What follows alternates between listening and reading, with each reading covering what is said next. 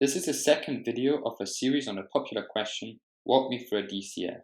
In this particular video, we'll be looking at the follow-up question, how to calculate free cash flows. Now at this stage, it's important to distinguish between unlevered free cash flows, which are also called free cash flows to firm, and levered free cash flows, which are also called free cash flows to equity on the other hand. Now unlevered free cash flows, they're the cash flows that are left for equity and debt holders after operating expenses and capex is paid. They're independent of the capital structure and they lead to the EV, to the enterprise value, and they're usually the ones you're going to be using in a DCF. On the other hand, the levered free cash flows, they're the cash flows that are only available for the equity holders and the net of interest payments, which means that they depend on the capital structure.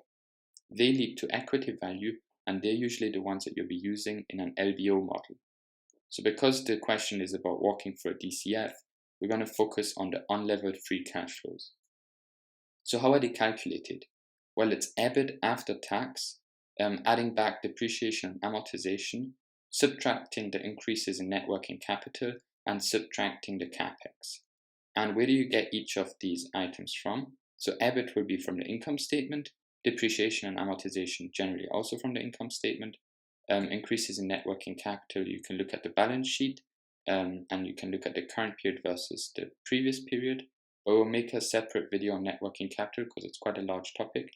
But for now, just remember that you can pull these from the balance sheet. And for capex, you would get this from the investing activities section of the cash flow statement.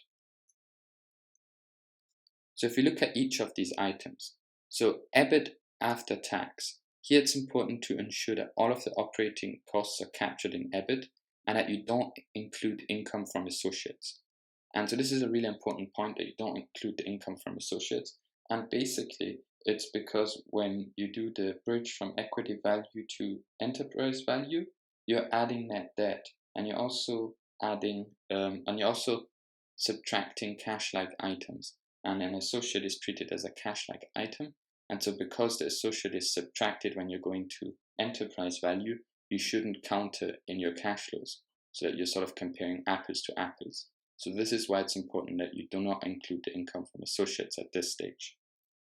You can simply take the taxes, you can't simply take the taxes from the income statement because they're calculated on EBT. So this is quite a common question that the interviewer will ask you. Why can't I just take the taxes? There's normally an item on the income statement and it says, minus taxes, and then it leads to net profit.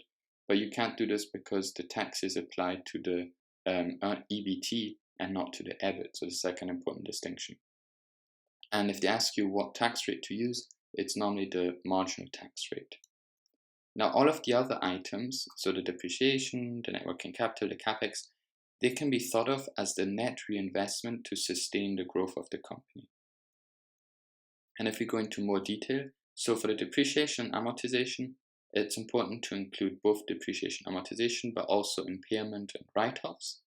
For the net working capital, you really have to include all current assets and liabilities that are needed to run the companies, and all of those that aren't in net debt.